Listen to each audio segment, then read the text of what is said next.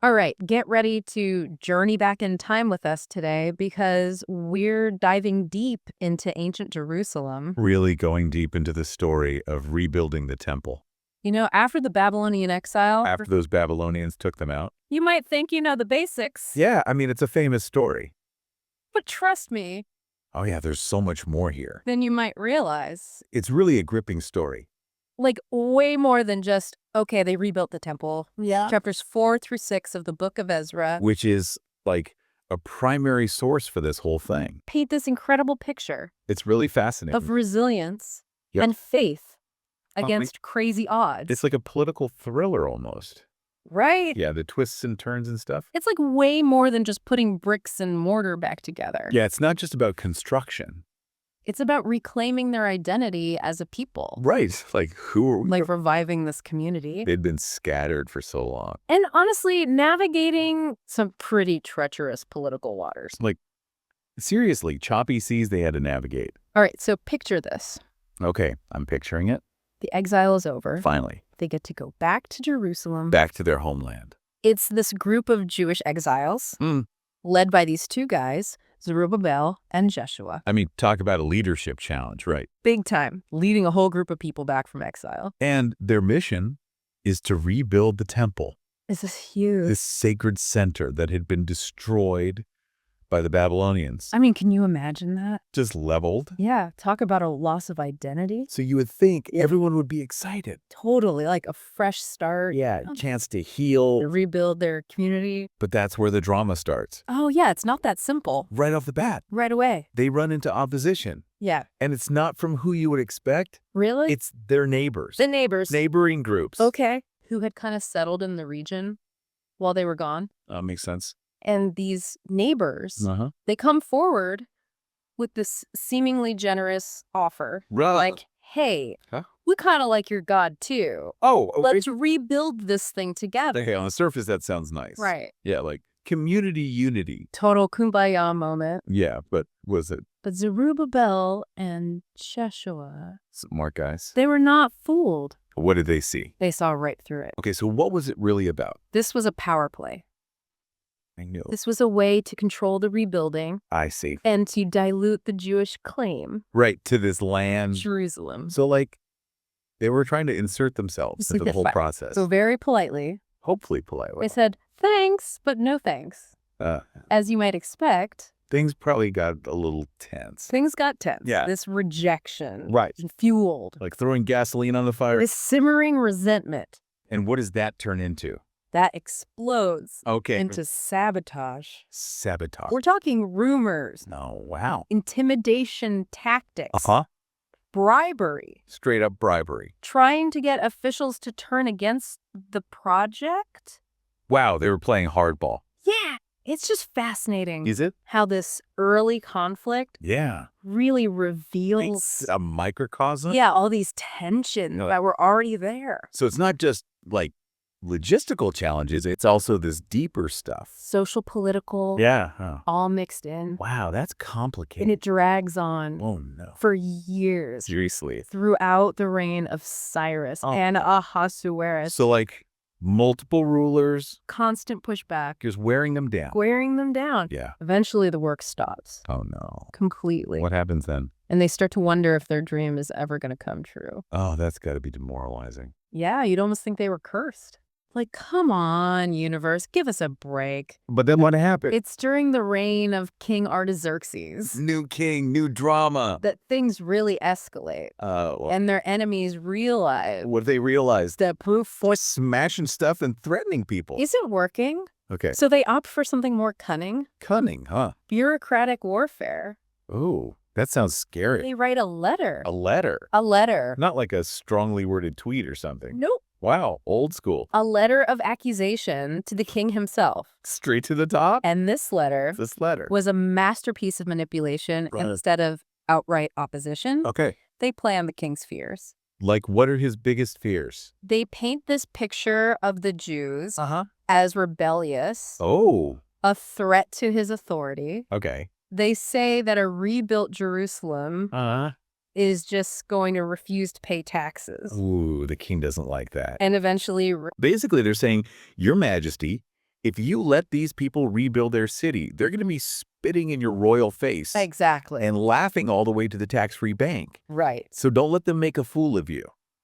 It was brilliant. Yeah, but devious. Totally devious. And did it work? It worked. Oh, no. Artaxerxes, Okay. swayed by these accusations, issues a decree The royal decree. to stop construction immediately. Ugh, another setback. And he gives these guys, Rehum and Shimshai, The letter writer? authority to enforce it, Oh, I bet they love that. which they do with gusto. So once again, Shut down the project is dead. thy royal decree. You'd think they just give up. Right. Like, throw in the towel. But for a while, Uh-huh. it seems like the dream is dead. Yeah. This temple, Yeah. it just sits there unfinished. Like a monument to their dashed hopes. But just when all hope seems lost, I love a good comeback story. two prophets All right, bud. arrive on the Oh. scene. Always a sign that things are about to get interesting. Haggai Okay. and Zechariah. Famous prophets. And these guys Yeah. are not the quiet, contemplative types. Oh, really?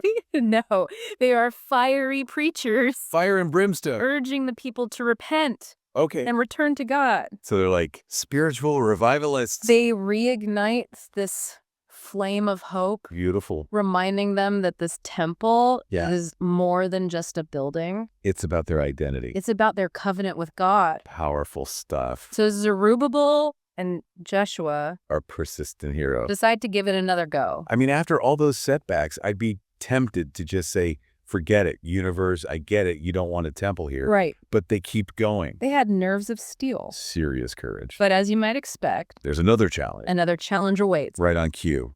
This time it comes in the form of Tatnai. Tatnai, who's that? He's the governor of the region, Okay. stickler for rules, Oh, all about order. I see. So not exactly a free spirit. And he is not thrilled to see this construction project Yeah. suddenly spring back to life. So he's not on board with the temple rebuilding. Not really. He marches right up to the construction site Oh boy, here we go again. and demands to know, What does he demand? who gave you permission to do this? Uh-oh. Like, hold on, show me the paperwork. I need authorization. Yeah, like you can't just start hammering away Right. Crap. without the proper authorization. So he's all about due process. Big time. And what do they say? Well, the Jewish elders, Okay. with a confidence Yeah. that must have surprised even them, Okay. calmly reply, What do they say? King Cyrus gave us permission. Wait, Cyrus. Cyrus. Like way back when? the king who let them return from exile in the first place. Oh, wow. They Okay. claim that he issued a decree A decree. authorizing the temple's rebuilding. That's a bold claim. Right? I mean, what if they can't back it up? Total power move. High stakes. Now, Tatnai, Mr. Stickler for the rules. Well, I'm not just going to take their word for it. Of course not. So he decides What does he decide? to write to King Darius The current king. to verify this decree. Smart move. He requests a search Of what? of the royal archives. Like a giant library of ancient scrolls? Pretty much. Trying to find a needle in a haystack. Right. A decades-old document. So the fate of the temple Wow, the stakes are high. now rests on finding this scroll Incredible. in this massive ancient library. What are the odds? It seems impossible. Yeah. But sometimes Sometimes what? history takes the most unexpected turns. I'm on the edge of my seat here. Get ready for this. I am ready. They find it No way. in a city called Ecbatana. Ecbatana. Okay. A scroll Wow. issued by King Cyrus himself, You're kidding. granting permission for the temple's rebuilding. Talk about a miracle. It's unbelievable. Seriously, what are the odds? And this scroll doesn't just vaguely mention the temple. Oh, It outlines dimensions, okay. specifies materials, With detail. and even states that the royal treasury should cover the costs. Like a blank check from King Cyrus. It's incredible. Seriously, someone up there was looking out for them. So Darius, Okay. a man who valued justice and order, Mm-hmm. is impressed. I bet. He confirms Cyrus's decree. Of course. He orders Tatnai to stop interfering. So he shuts down the governor. And get this, he Uh-huh. tells him to actively support No way. the Jews in their efforts. He's like, get on board, Tatnai. Complete 180 From shutting down the project to supporting it. with royal funds. Wow. Talk about a plot twist. So now they have the king on their side. Momentum is building. We're back in business. Things are finally moving along. This is great. But we got to stop there for now. Oh, come on. Don't worry. Join us for part 2 of this deep dive. Okay. We're going to see how the temple's completion unfolds and explore what life was like for these returning exiles. Trying to rebuild their lives. As they try to rebuild not just a structure, Right. but a community Yeah. and a way of life. You won't want to miss it. It's going to be great. Welcome back to our deep dive into the rebuilding of the temple. It's great to be back. When we left off, Yes. the project was back on track. Apparently. They even had a royal thumbs up. Right, from the king. And financial backing from King Darius. That'll help. Talk about a comeback story. Right. But now that the temple is actually getting close to being done, Okay. I'm curious about what happens next. Yeah, what do they do? Do these returning exiles just pick up where they left off? Like, okay, temple's done. Back to normal life. Right, like easy peasy? Yeah, exactly. What, and Not so fast. I mean, You have to remember, these people had been living in exile for decades. that's a long time. It's not like they could just flip a switch. Right. And go back to the way things were. So it's more than just Yeah. rebuilding a physical structure. So much money. It's rebuilding a community and a way of life. And that's a whole other challenge. Absolutely. Decades Yeah. is a long time. I can only imagine. Jerusalem must have changed. Drastically. And the exiles themselves. Yeah. They'd been shaped by their experiences. Right, like living in a foreign land. Exactly. They were returning to a homeland Yeah. that felt both familiar and alien. That's such a weird Yeah. juxtaposition. And they were bringing with them Yeah. memories, traditions, Okay. and maybe even some new ideas. That might not have fit with the old ways. Right. So it's less about picking up where they left off Okay. and more about forging a new path forward, Yeah. weaving together their past and present. Okay. That makes sense. It's complicated. So how did they go about actually Yeah. rebuilding their lives? Where do you even begin after Right. such a long upheaval? Well, the book of Ezra Yep. offers some clues. Okay. It highlights Okay. the crucial role Of what? of religious observance. Makes sense. The temple Yeah. wasn't just a building. It Yeah. was the heart of their Yes. religious and communal life. Their whole world revolves around it. So resuming temple worship Huh?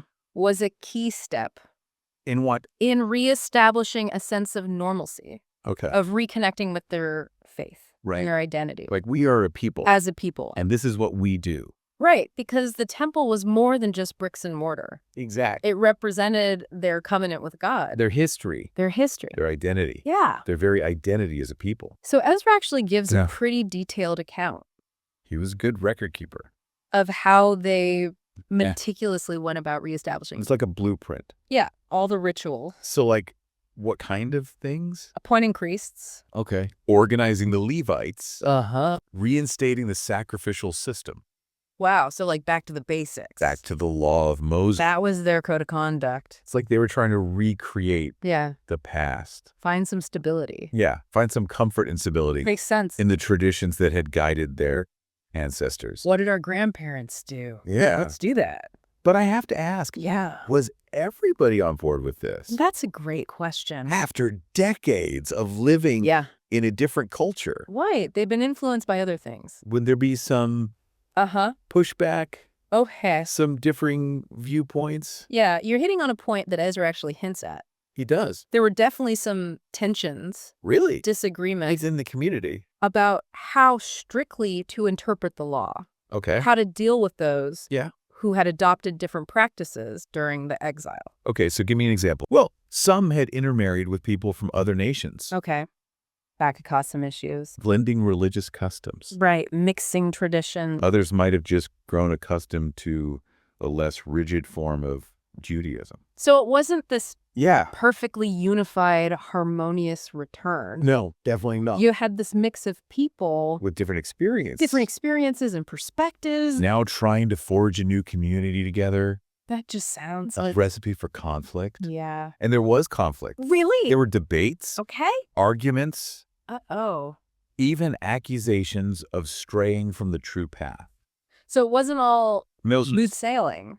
it's a reminder that even in moments of triumph Yeah. and renewal, Uh-huh. you still have to deal with human differences Right. And the messy reality. and competing interpretations. Right. Nobody's perfect. This kind of makes me think about What's that? how we often romanticize Oh. the past. Yeah. Like we imagine these historical periods as simpler, Right. more unified.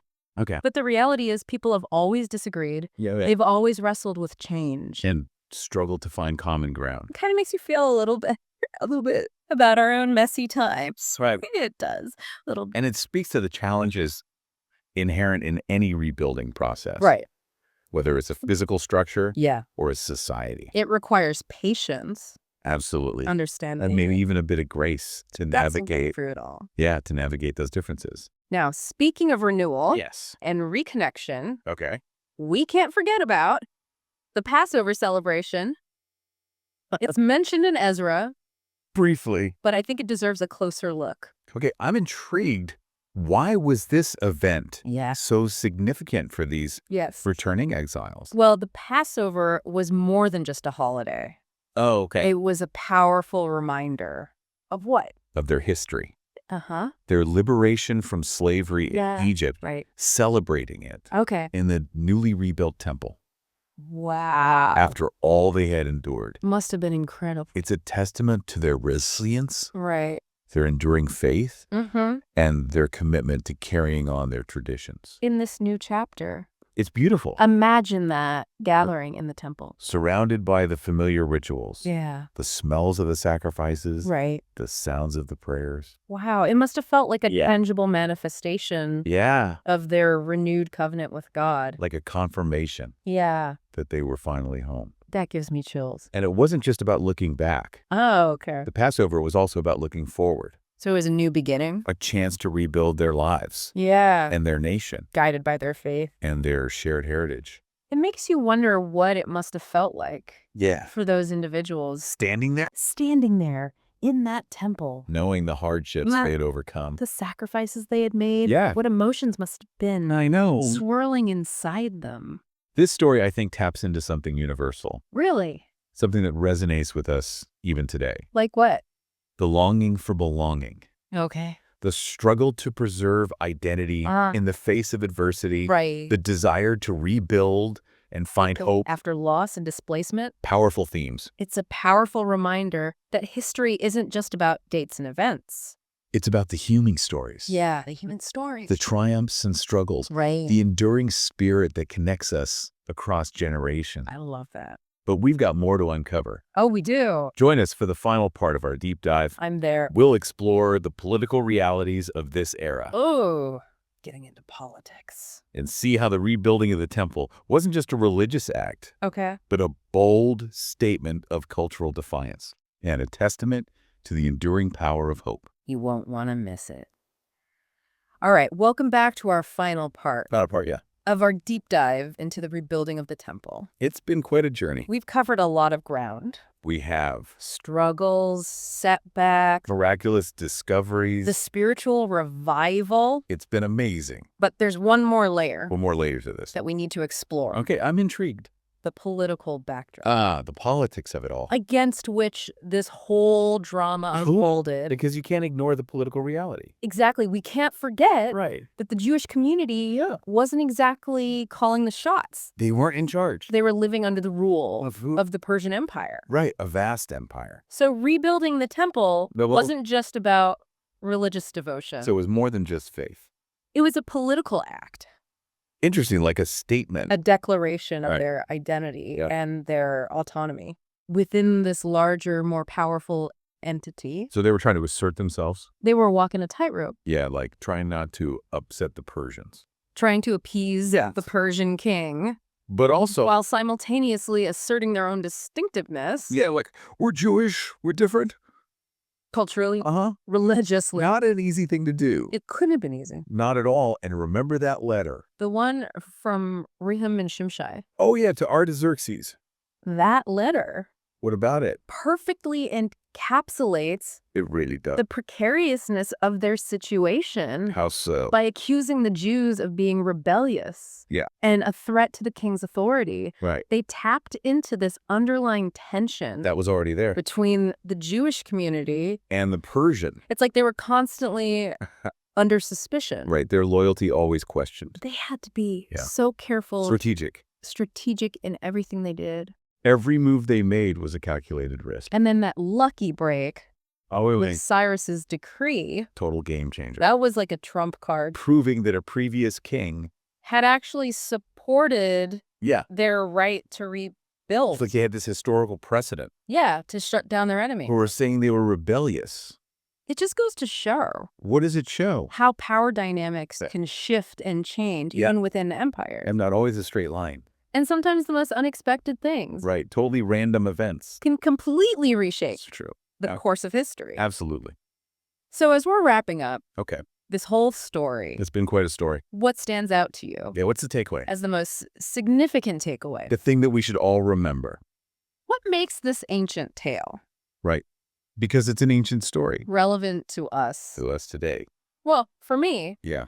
it's that message of hope Hope. and perseverance. Keep going. Keep fighting. That really resonates. It's a powerful message. This story reminds us Reminds us of what? that even when it seems impossible, When it seems like all hope is lost. when the odds are stacked against you, Yeah, when the political forces are against you. the human spirit can Mm. prevail. That's inspiring.